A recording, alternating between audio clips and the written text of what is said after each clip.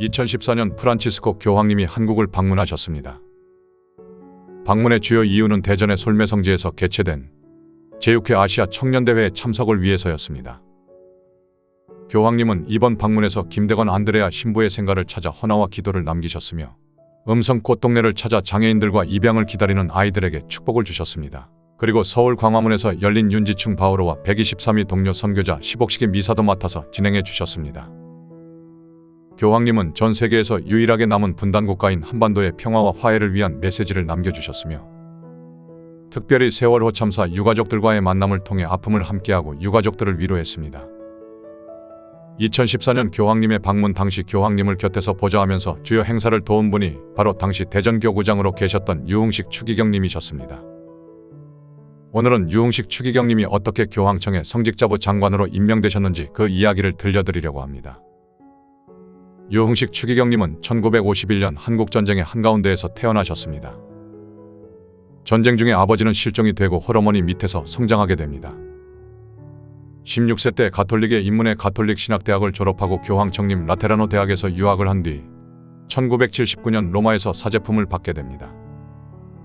추기경님은 1983년 귀국 후에 대전의 성당과 성지에서 사목을 하셨으며 1998년에는 대전가톨릭대학교 총장으로 임명되셨습니다. 추기경님은 사회주교위원회 위원장을 맡으시며 사회문제나 사회의 약자들에게 많은 관심을 보이셨습니다.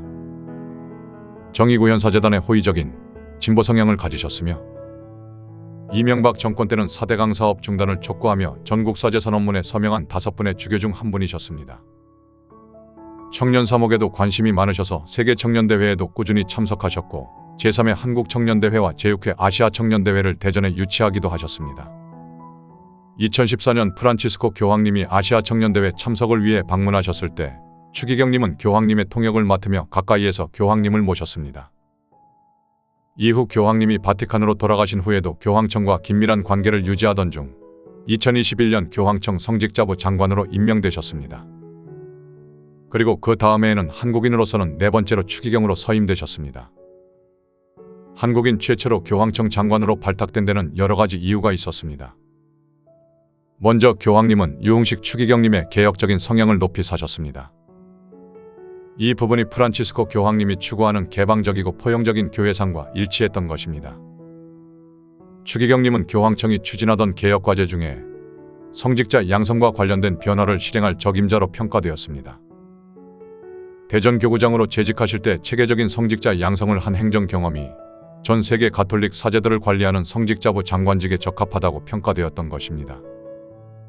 그리고 전 세계의 가톨릭 중 눈에 띄는 성장세를 보이는 한국 가톨릭 교회의 위상도 장관으로 발탁되는 데 큰 역할을 했습니다.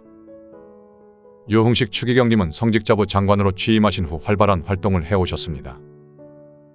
2022년 3월에는 전 세계 사제들에게 편지를 보내 형식주의와 지성주의를 지향하고 실천적인 신앙생활을 촉구했습니다. 14개 언어로 번역되어 전 세계 사제들에게 전달된 이 편지는 일선에서 사목하는 사제들에게 긍정적인 반응을 얻었습니다. 추기경님은 사제들의 쇄신 없이는 교회에 쇄신은 있을 수 없다는 신념 아래 사목 현장에서 모범적인 활동을 펼치는 사제들의 사례를 전 세계에 공유하는 플랫폼을 구축하는 중입니다. 이를 통해서 신학생들과 사제들이 다양한 사목적 경험을 공유하며 사목적 열의를 높이도록 만들고 있습니다. 2021년 추기경님은 김대건 신부 탄생 200주년을 기념해 프란치스코 교황님의 허락을 얻어 성 베드로 대성전 외벽에 도포를 입은 전통 복장의 김대건 신부 성상을 설치했습니다. 동양 성인의 조각상이 바티칸 대성전에 세워진 것은 이번이 처음입니다. 김대건 신부 탄생 200주년 기념미사는 바티칸 성 베드로 대성전에서 유흥식 추기경님이 직접 집전하셨으며 프란치스코 교황님도 축복 메시지를 전하셨습니다. 이 미사에는 현지에서 유학 중인 신부님과 수도자 평신도 등 200여 명이 참석했습니다.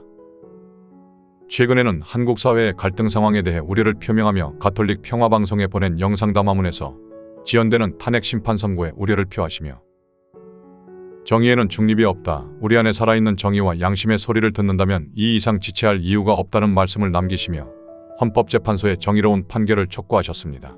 추기경님의 바램대로 대한민국이 빠른 시일 안에 정의가 살아 숨쉬는 자랑스러운 대한민국으로 돌아가기를 빌어봅니다. 우리 사회를 더 살기 좋은 곳으로 만들기 위해 자신을 희생한 한 사람의 이야기가 계속될 수 있도록 구독과 좋아요로 힘을 보태주세요.